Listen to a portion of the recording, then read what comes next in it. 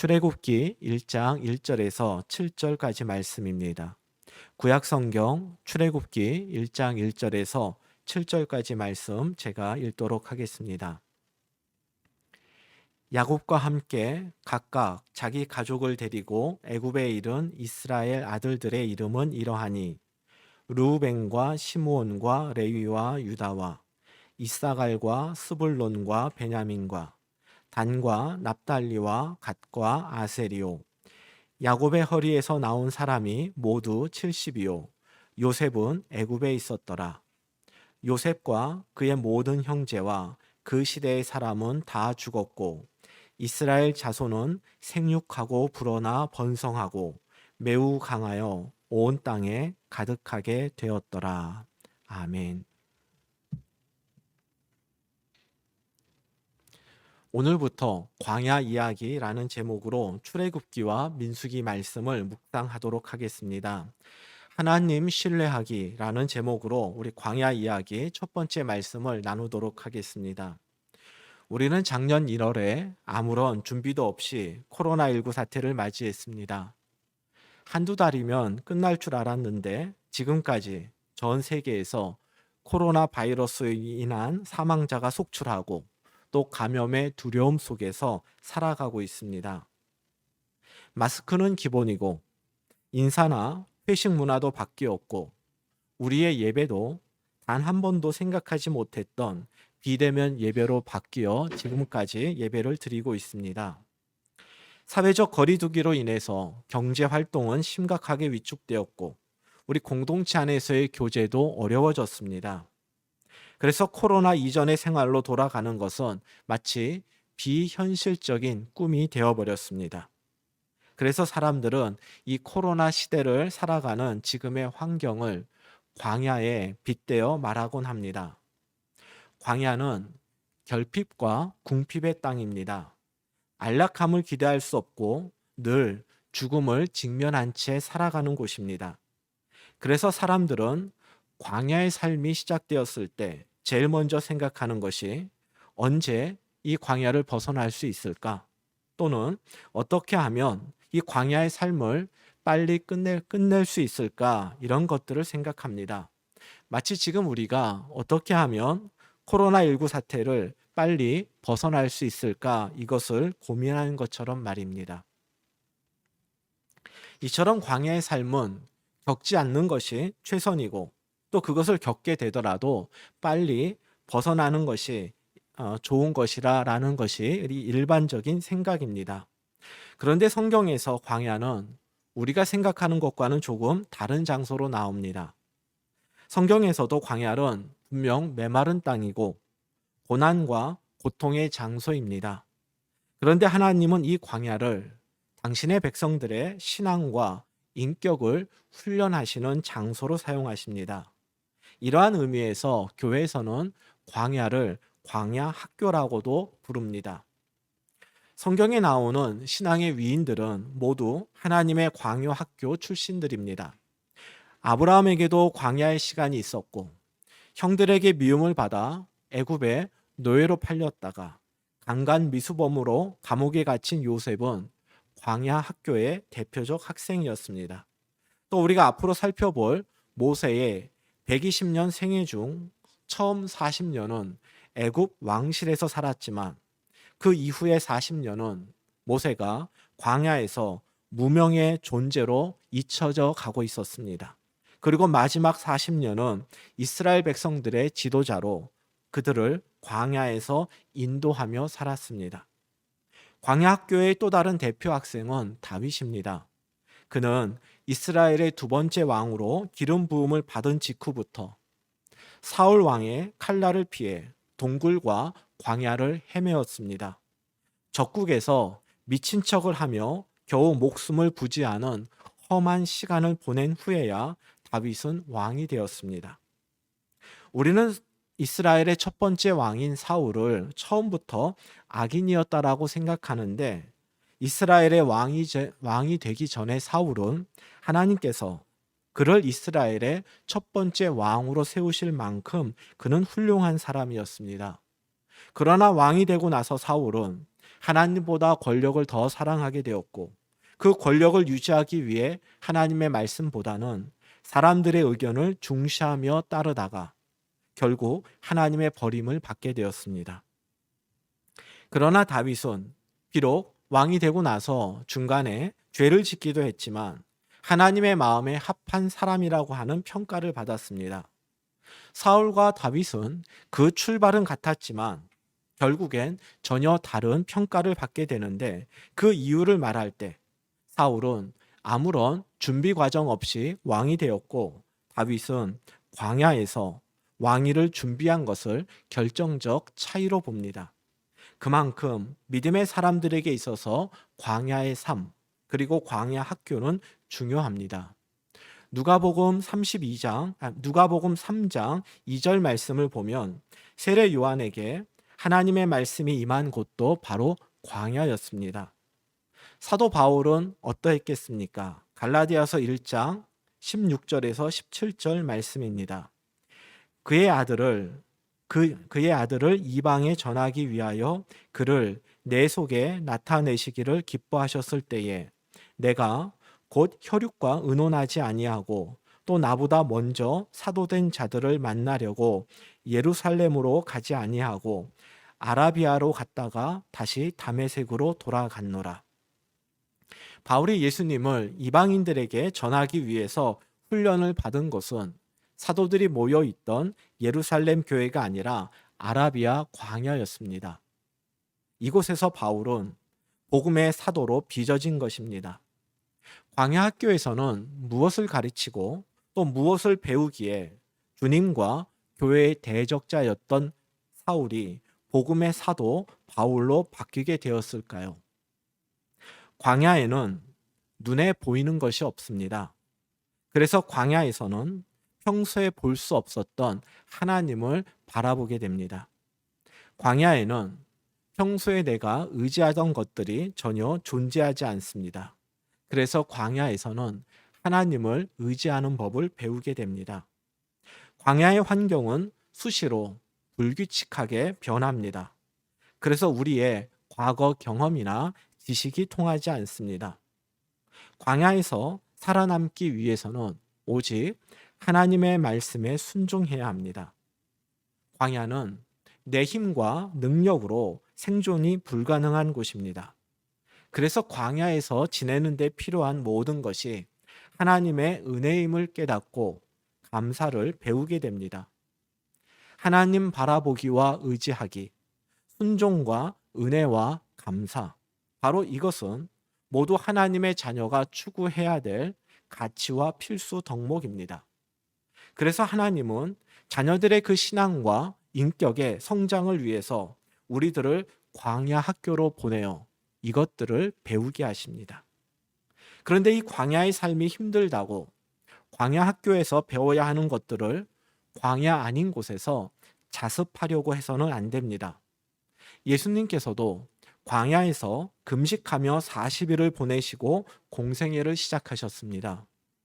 예수님의 광야 생활을 생략하지 않으셨다면 우리들도 광야 생활을 건너뛰려고 해서는 안 됩니다. 오늘부터 살펴볼 출애굽기와 민수기는 출애굽한 이스라엘 백성들이 애굽을 나와서 가나안까지 들어가는 여정을 기록한 성경입니다. 그런데 하나님을 부정하는 세상을 대표하는 애굽을 떠나서 하나님께서 약속하신 가나안으로 들어가는 그 길이 바로 광야입니다. 광야를 피해서 가나안까지 가는 길은 없습니다. 오직 광야를 지나야만 약속의 땅 가나안에 들어갈 수 있습니다. 하나님의 자녀에게 이 광야 학교는 곧 의무 교육 과정이며 광야의 삶은 선택이 아니라 필수임을 출애굽기와 민수기가 우리에게 말씀하고 있습니다. 광야 학교를 졸업하고 무사히 가나안에 도착하기 위해서 우리가 꼭 기억해야 할 것이 있습니다. 광야 학교에는 조기 졸업이 없고 모든 과목이 선택이 아니라 필수 과목이란 점입니다.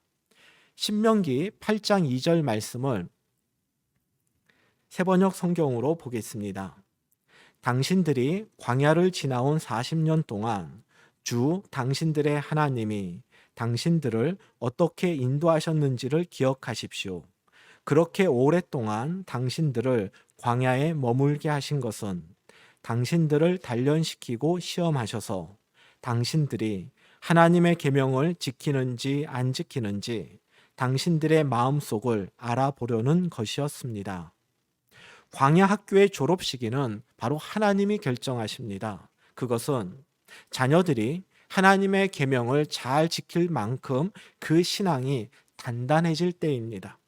즉 하나님이 원하시는 수준에 도달할 때까지는 우리는 묵묵히 광야의 삶을 살아내야 하는 것입니다.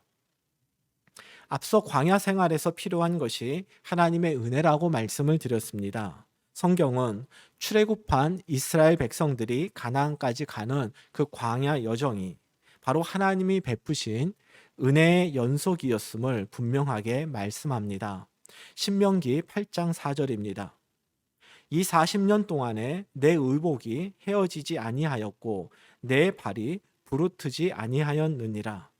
40년간 모래밭을 걸었는데 그 옷이 헤어지지 않았습니다. 그 발도 부르트지 않았습니다. 하나님의 은혜 아니면 불가능한 일이었던 겁니다.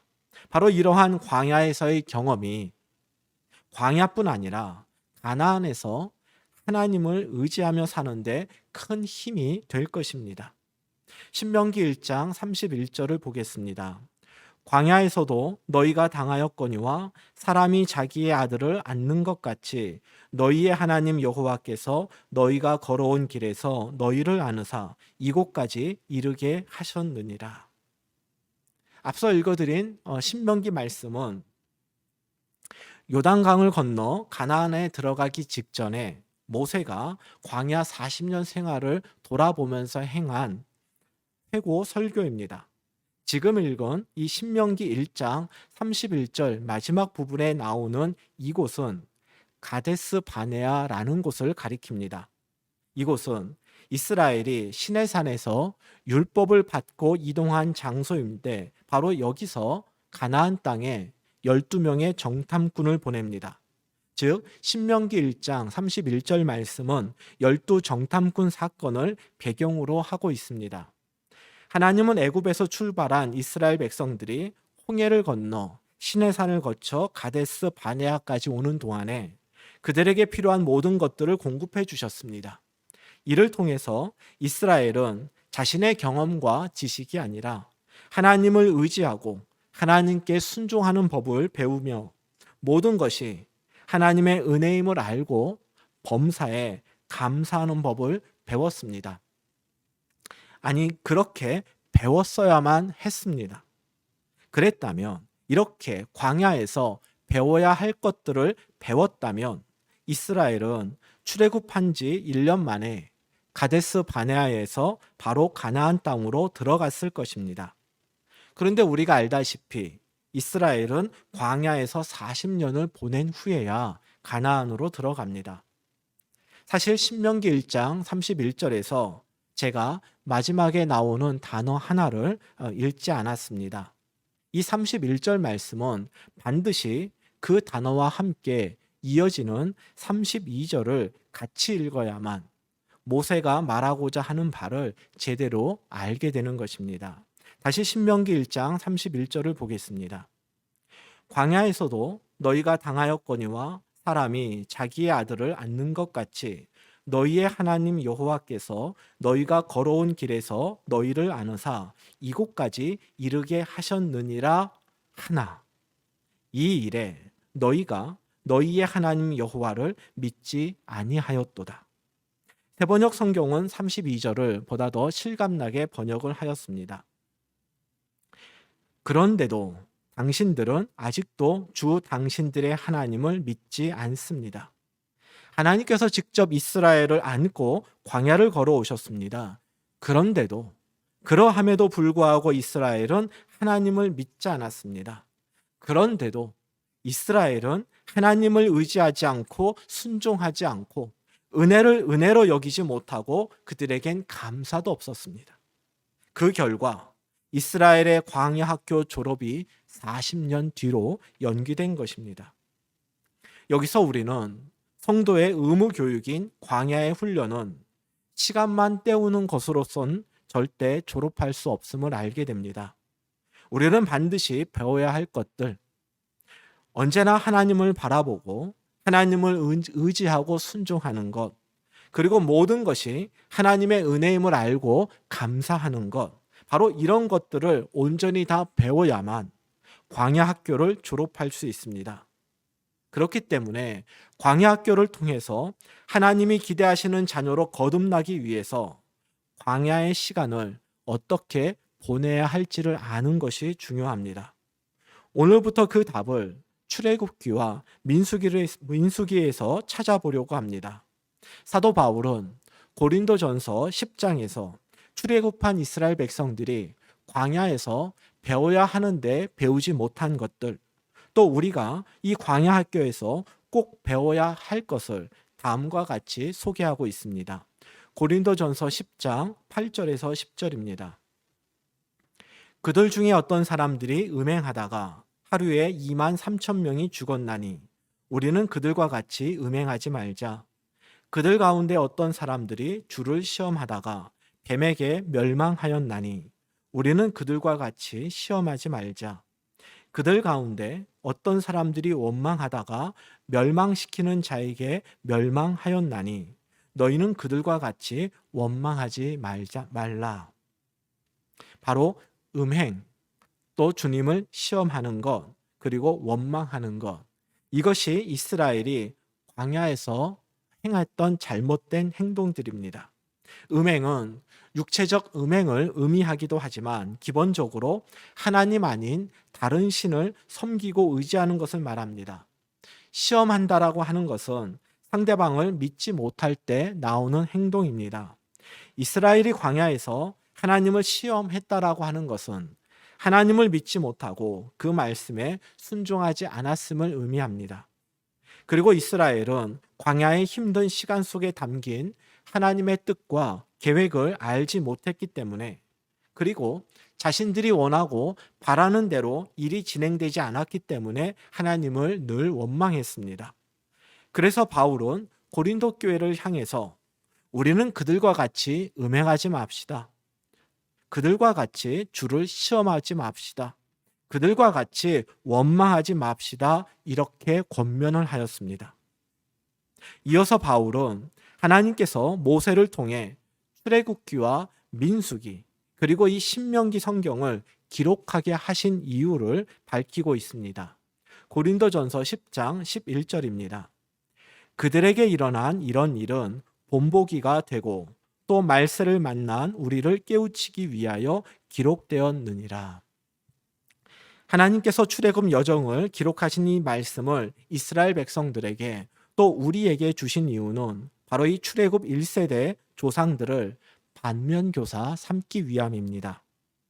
우리는 지금 신자와 불신자의 구별 없이 부자와 가난한 자, 강한 자와 약한 자, 선진국, 후진국의 구분 없이 모두가 코로나로 인해 일상이 불편과 결핍의 광야로 변하였습니다. 바이러스의 감염 위협과 죽음의 두려움을 안고 살아가고 있습니다. 그리고 우리 각자는 또 저마다의 광야가 있을 것입니다. 피할 수 없고 벗어날 수 없다면 이 시간을 잘 보내야 하지 않겠습니까? 배워야 할 것들이 있다면 제대로 배워야 하지 않겠습니까? 광야에서는 잘 사는 것이 아니라 생존이 목표입니다. 그래서 출애굽기와 민수기 말씀을 통해서 이제 광야 시대에 살아남는 법을 배우려고 합니다.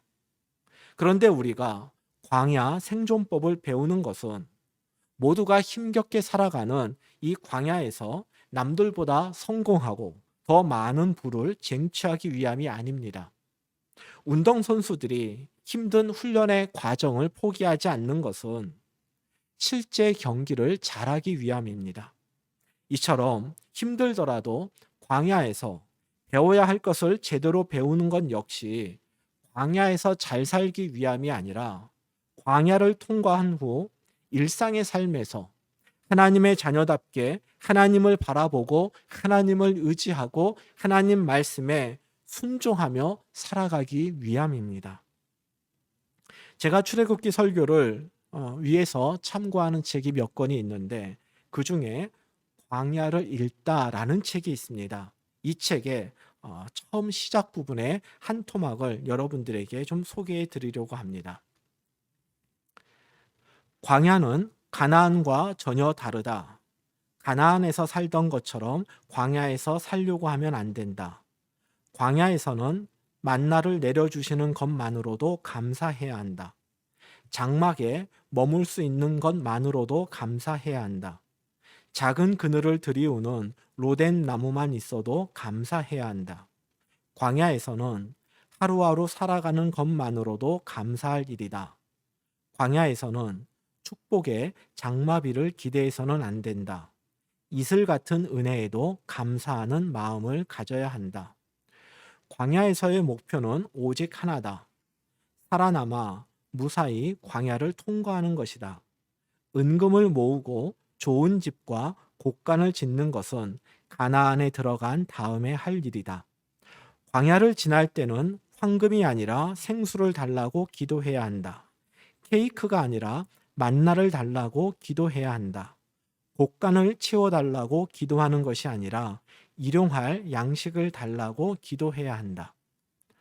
광야는 하나님의 은혜로만 살아갈 수 있는 곳이다. 하나님의 은혜가 아니고는 하루도 견딜 수 없는 곳이 광야이다. 하나님의 은혜로 무사히 광야를 벗어나게 해달라고 기도를 해야 하는데 광야를 지나면서 황금을 달라고, 배부르게 해달라고, 잘 살게 해달라고 할 때가 얼마나 많은가. 제가 이 내용을 소개하는 이유는 척박한 광야로 내몰린 듯한 그런 시대를 사는 우리들의 관점과 그 목표가 코로나 이전과는 달라져야 하기 때문입니다.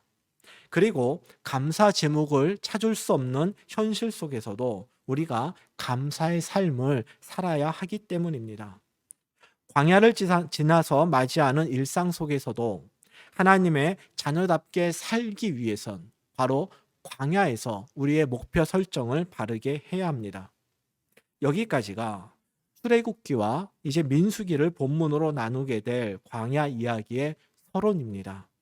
이제 구체적으로 오늘의 본문을 살펴볼 것인데 오늘은 하나님의 광야 학교에 입학하는 학생들이 가져야 될 가장 기본적인 태도에 대해서 말씀을 드리도록 하겠습니다. 출애굽기 1장 1절입니다. 야곱과 함께 각각 자기 가족을 데리고 애굽에 이른 이스라엘 아들들의 이름은 이러하니. 출애굽기 12장 40절을 보면 이스라엘 백성들이 애굽에서 430년을 살았다라고 나옵니다. 자, 제가 지금부터는 숫자 이야기를 몇 개 할 터인데 여러분들이 계산을 좀 잘 해보십시오. 이스라엘 백성들이 애굽에 와서 그곳에서 살다가 다시 애굽을 나간 때 430년이 걸렸습니다. 모세가 태어난 이야기가 출애굽기 2장에 나옵니다. 그리고 출애굽기 1장과 출애굽기 2장이 같은 시대라고 가정을 했을 때 모세가 80세에 이스라엘 백성들을 이끌고 애굽을 나옵니다. 그러면 오늘 본문인 출애굽기 1장 1절부터 7절까지 야곱 일행이 애굽으로 이주한 지는 대략 350년이 흘렀다고 보는 게 맞습니다. 그렇지 않습니까? 350년이 되었고 이제 모세가 태어나고 80년 후에 430년이 지나는 것이 되면은 출애굽기 1장에 그 시점에서 본다면 이스라엘 백성들이 애굽에 온 지는 약 350년이 흘렀다는 것입니다.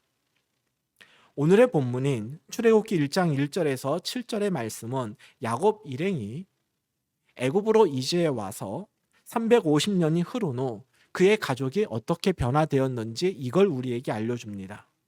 70년으로 시작한 애굽 생활을 통해 야곱 가족이 350년이 지나 어떻게 변했는지가 7절에 나옵니다. 이스라엘 자손은 생육하고 불어나 번성하고 매우 강하여 온 땅에 가득하게 되었더라.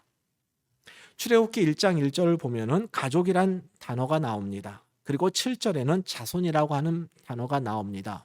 이 두 단어에 해당하는 히브리어의 어원이 동일합니다. 그 어원은 모두가 가족, 집 혹은 아들로 번역이 되는 단어입니다. 즉 출애굽기 1장 7절에서 이스라엘 자손을 이스라엘 가족이라고 번역을 해도 전혀 문제가 없는 번역이 됩니다. 그런데 우리말 성경에서는 가족 또는 아들로 번역할 수 있는 단어를 자손으로 번역을 했습니다. 저는 이 번역이 350년 동안 애굽에서 살던 이스라엘 백성들의 변화를 가장 잘 나타내 주는 그런 번역이라고 생각을 합니다. 출애굽기 12장 37절을 보겠습니다. 이스라엘 자손이 라암셋을 떠나서 숫곳에 이르니 유아 외에 보행하는 장정이 60만 가량이요. 출애굽할 때 이스라엘 백성들의 숫자가 장정만 60만 명쯤 되었다라고 합니다. 여기서의 장정은 20세 이상의 남자만을 가리킵니다. 그렇다면 출애굽할 때 이스라엘 백성들의 전체 인구는 학자들마다 조금씩 차이는 있지만 대략 200만 명 이상으로 봅니다. 애굽에 이주했을 때 70명이었던 가족이 430년, 즉 출애굽기 12장에서는 이제 430년이 흐른 겁니다. 430년이 흐른 동안 그들이 생육하고 번성하여서 애굽을 나올 때 그 가족이 200만 명이 되었습니다. 한 가족이 약 400여 년이 지나자 한 민족이 되었다라는 것입니다. 이러한 인구 증가가 도대체 무엇을 의미하기에 야곱 가족의 인구 증가로 출애굽기는 시작을 하고 있을까요?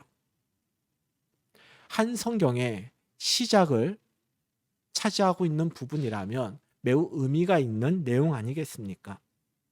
출애굽기를 시작하는 오늘 말씀은 우리에게 매우 중요한 메시지를 알려줍니다. 이스라엘의 인구 증가는 350년 전 극심한 가뭄을 겪으면서도 애굽으로 이주하는 것을 망설이던 야곱에게 하신 하나님의 약속이 성취되었음을 의미합니다. 창세기 46장 3절입니다. 하나님이 이르시되 나는 하나님이라 내 아버지의 하나님이니 애굽으로 내려가기를 두려워하지 말라. 내가 거기서 너로 큰 민족을 이루게 하리라. 하나님은 야곱에게 애굽에서 내가 너를 큰 민족으로 이루어 주겠다. 걱정하지 말고 요셉의 초청을 믿고 애굽으로 내려가라. 하나님께서 그 말씀을 하셨습니다. 그리고 나서 출애굽기의 시작 말씀이 바로 그 하나님께서 야곱에게 하신 그 약속을 신실하게 지키셨다라는 것을 지금 보여주고 있는 것입니다. 요셉이 애굽의 총리였을 때 야곱의 가족 70명은 애굽에서 큰 어려움을 겪지 않고 또 선한 대접을 받았을 것입니다. 그러나 요셉이 죽고 난 후 야곱 가족을 대하는 애굽 사람들의 태도는 전과 많이 달라졌을 것이고 세월이 흐르면서 이스라엘 백성들은 결국 애굽의 노예로 그 신분이 전락했습니다. 이때부터 이스라엘 백성들의 애굽 생활은 고통과 절망의 시간이요, 아무런 소망도 품을 수 없는 하나님 부재의 시간으로 다가왔을 것입니다. 이스라엘 백성들에게 있어서 애굽은 그 자체가 광야와 다를 바 없었습니다. 그런데 이스라엘 백성들이 애굽에서 보낸 이 고통과 절망의 시간이 사실은 하나님께서 하나님의 약속을 이루어 가시는 귀한 하나님의 시간이었다라는 것입니다. 어떠한 상황 속에서도 하나님은 하나님의 약속을 이루어 가시고 하나님의 계획을 성취해 가신다. 바로 이것이 출애굽기가 우리에게 알려주는 첫 번째 메시지입니다. 이스라엘 백성들이 드디어 애굽을 탈출할 때 이들은 애굽의 억압과 노예 신분에서 벗어난 기쁨 속에서 아무런 미련 없이 애굽을 떠났습니다. 그러나 광야라고 하는 현실 속에서 물과 양식이 떨어지는 어려움을 만나고 여러 가지 고난을 겪게 됩니다. 이것이 하나님의 백성답게 살아가는 훈련임을 알았다면, 그래서 하나님을 바라보고 의지하며 더욱더 하나님의 말씀에 순종했으면 좋았을 터인데 이스라엘은 그렇게 하지 못했습니다. 그들의 기쁨은 한순간에 불평과 원망으로 바뀌고 하나님에 대한 감사는 곧 하나님을 향한 분노로 바뀌게 되었습니다. 우리는 바울이 고린도 교회에 권면했던 것처럼 이러한 이스라엘의 모습을 반면교사 삼아야 합니다. 이스라엘 백성들이 놓친 것, 그리고 우리가 놓치지 말아야 하는 것은 바로 하나님 신뢰하기입니다. 절망의 시간, 하나님 부재의 시간으로 느껴지는 그 순간에도 하나님은 쉬지 않고 일하십니다. 당신의 약속과 뜻을 이루어 가심을 우리가 믿어야 합니다. 하나님에 대한 신뢰와 믿음이 있어야만 우리는 문제에 집착하지 않고 문제 속에서도 하나님을 바라볼 수 있습니다. 하나님에 대한 신뢰가 있을 때에만 눈에 보이는 것들을 의지하지 않고 보이지 않는 하나님을 의지하게 되는 것입니다. 그래서 출애굽기는 이스라엘 백성들에게 절망의 시간이요 하나님 부재의 시간처럼 느껴질 때에도 하나님께서는 성실하게 하나님의 약속을 이루어 가고 계심을 제일 먼저 기록한 것입니다. 하나님 신뢰하기, 이것이 광야 학교에 입학해서 우리가 그리고 배워야 할 것들을 제대로 배우고 훈련하는데 가장 필요한 태도인 것입니다. 코로나로 인해서 우리의 물리적 환경이 강제로 광야로 바뀌었습니다. 그리고 우리는 각자의 시간을 힘겹게 보내기도 하고 앞으로도 그런 광야의 시간을 경험하게 될 것입니다. 그런데 사실 광야는 장소나 환경의 문제가 아닙니다. 욥기 23장 8절 말씀을 보겠습니다. 그런데 내가 앞으로 가도 그가 아니 계시고 뒤로 가도 보이지 아니하시며 그가 왼쪽에서 일하시나 내가 만날 수 없고 그가 오른쪽으로 돌이키시나 배울 수 없구나. 욥의 고백처럼 어디에서도 하나님을 만날 수 없고 하나님이 계시지 않는다라는 생각이 든다면 환경이 어떠하든지 간에 여러분은 광야에 있는 겁니다. 그리고 지나온 내 삶을 돌아볼 때 내 삶이 다른 사람에 비해서 작고 초라하게 보여서 삶의 의미를 찾지 못한다면 바로 그 순간 그곳이 광야입니다. 어떻게 이러한 시간들을 버텨낼 수 있을까요? 우리의 현실이 하나님이 계시지 않는 것과 같은 고통과 절망의 순간일지라도 바로 그때에도 하나님은 우리를 위해 일하고 계심을 믿는 것입니다. 삶에서 의미를 찾지 못하고 소망도 품을 수 없는 그 시간에도 하나님께서는 당신의 약속을 신실하게 이루고 계심을 믿는 것입니다. 이와 같이 하나님을 신뢰하는 사람만이 하나님의 광야 학교에서 낙오하지 않을 것입니다. 지금 남몰래 눈물을 흘리며 고난과 결핍에 광야길을 걸어가는 성도님들이 계실 것입니다. 눈에 보이는 어려운 환경들, 가족의 문제, 건강의 문제, 재정 문제, 또 연구 문제, 진로 문제 등으로 마음과 그 믿음이 무너지려고 할 때 보이지 않는 하나님이 여러분을 위해서 일하고 계심을 믿으시기 바랍니다. 여러분은 혼자 그 길을 가는 것이 아닙니다. 하나님께서 능력의 손길로 여러분을 안고 광야길을 함께 걸어가십니다. 또 보이는 곳에서 보이지 않는 곳에서 믿음의 지체들이 기도하며 여러분의 그 광야길을 응원하고 또 함께하고 있습니다. 여러분 힘내십시오. 낙심하지 마십시오. 우리에게 언제나 신실하신 그 하나님을 신뢰할 수 있기를 바랍니다. 그리하여 여러분이 걸어가는 그 광야의 시간이 절망과 낙심의 시간이 아니라 하나님을 만나고 하나님을 의지하는 은혜의 자리와 시간으로 변화되기를 주님의 이름으로 축복합니다.